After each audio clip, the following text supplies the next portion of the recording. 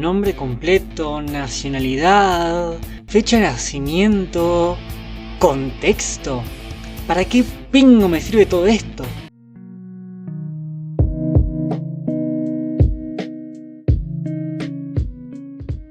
Hoy vamos a hablar de un tema que interpela la filosofía, pero mucho más a la historia. Vamos a hablar de nada más y nada menos que el discurso social.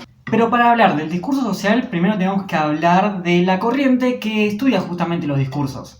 Y esa es nada más y nada menos que la historia de las ideas. La historia de las ideas es la corriente que estudia cómo van evolucionando y van reconstruyéndose las ideas que están en una sociedad, que están impregnadas de valores, contextos y conceptos. Y para adentrarnos más en el tema que nos concierne, Altamirano, por ejemplo, dice que para la historia intelectual hay que estudiar los discursos. También Palti agarra y dice que el objeto de estudio de la historia intelectual tienen que ser los discursos. Y estudiarlos tiene una serie de ventajas bastante amplias.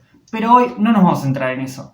Nos vamos a centrar en el texto de Angenot sobre el discurso social, que es el capítulo 1 de muchos capítulos que tiene. Entonces va a presentar el discurso social como una problemática teórica más que nada.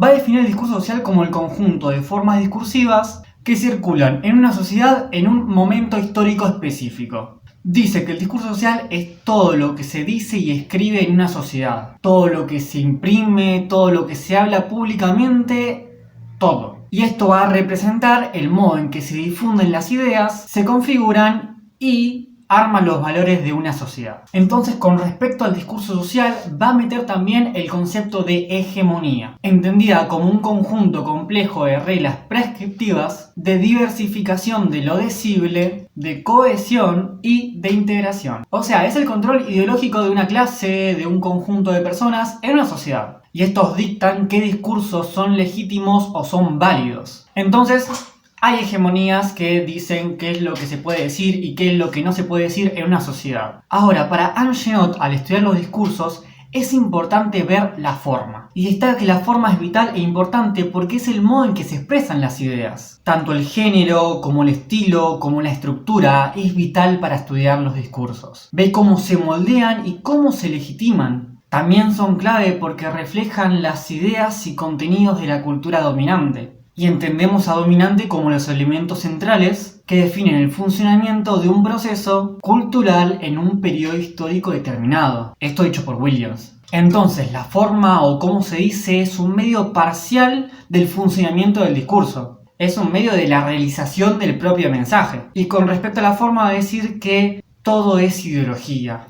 ¿A qué se refiere con que todo es ideología? Va a decir que cualquier discurso, no importa cuál sea, no importa que se presente como neutral o objetivo, va a decir que todo discurso es ideológico y que está impregnado de valores e ideologías, creencias o intereses. No hay discurso que esté por fuera del marco ideológico. Todo lleva una marca de conocer o de representar. Y todo esto conlleva apuestas sociales e intereses y ocupan una posición central en el discurso. Y vamos a volver un segundito al término de hegemonía. Y va a decir que en este componente hay un componente egocéntrico o etnocéntrico, que implica que un grupo, una clase o un conjunto de personas ve su propia visión como la única válida en el mundo, colocándose en el centro discursivo y excluyendo otras perspectivas. Y el etnocentrismo es similar al egocentrismo, solo que cuando una cultura, nación o sociedad ve sus normas, culturas, superior a otras. La ve como más avanzadas o superiores. Ahora, ¿por qué esto es importante para la hegemonía? Porque justamente estas dos visiones hacen que se siga viendo la cultura dominante como hegemonía y rechaza discursos emergentes o residuales. Y si no es que los rechaza, los adquiere en un proceso incorporativo que los hace parte de la cultura dominante. Que esto es todo para que la hegemonía vigente siga vigente. Así que estos dos conceptos son principales para que los intelectuales puedan ejercer un discurso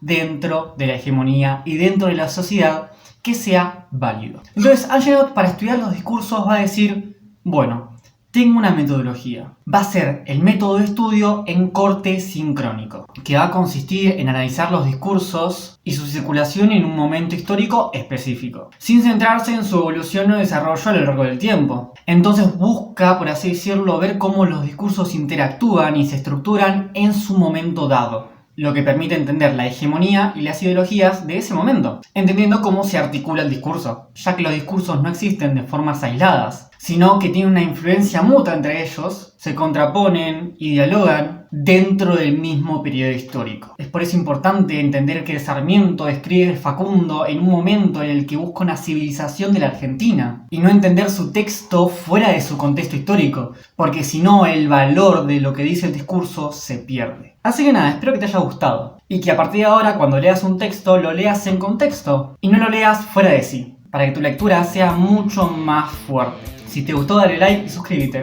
Nos vemos en la próxima. Chao.